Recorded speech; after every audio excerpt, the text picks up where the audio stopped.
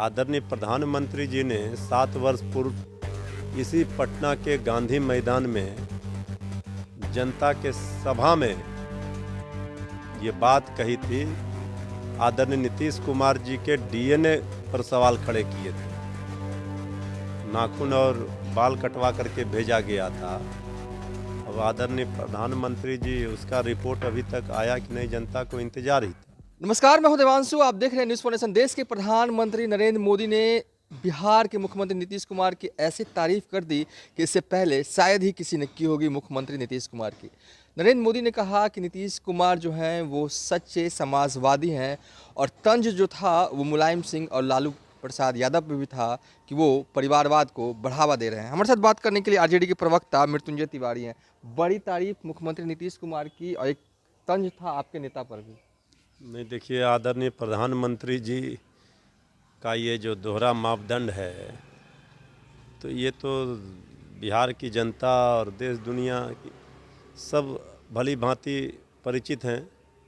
आदरणीय प्रधानमंत्री जी ने 7 वर्ष पूर्व इसी पटना के गांधी मैदान में जनता के सभा में ये बात कही थी।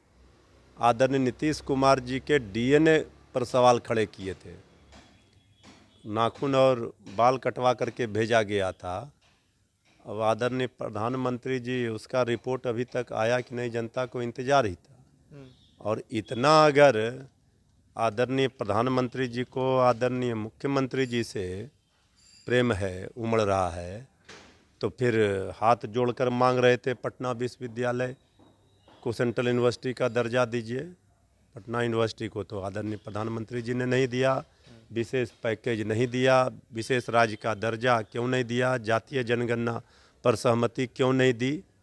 तो देखिए, ये आदरणीय प्रधानमंत्री जी के इस कला को अब लोग भली भांति समझते हैं कि जिस समय नीतीश कुमार जी से अलग थे तो उस समय उनका डीएनए गड़बड़ कर रहे थे, और अब चूंकि सत्ता की मलाई साथ खानी है तो अब आदरणीय नीतीश कुमार जी की तारीफ में कसीदे पढ़ रहे हैं।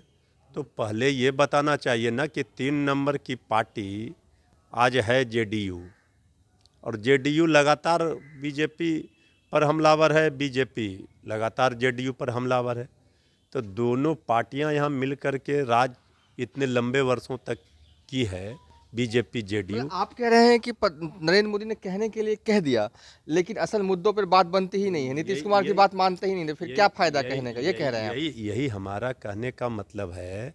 आज जो कसीदे पढ़े जा रहे हैं, क्यों पढ़े जा रहे हैं? तब बीजेपी के प्रदेश अध्यक्ष जी कहते हैं, पार्लियामेंट में बीजेपी के सांसद कहते हैं कि कोई विकास की नीति नहीं बनाई, कोई ठोस रोड मैप नहीं बनाया बिहार के विकास के लिए।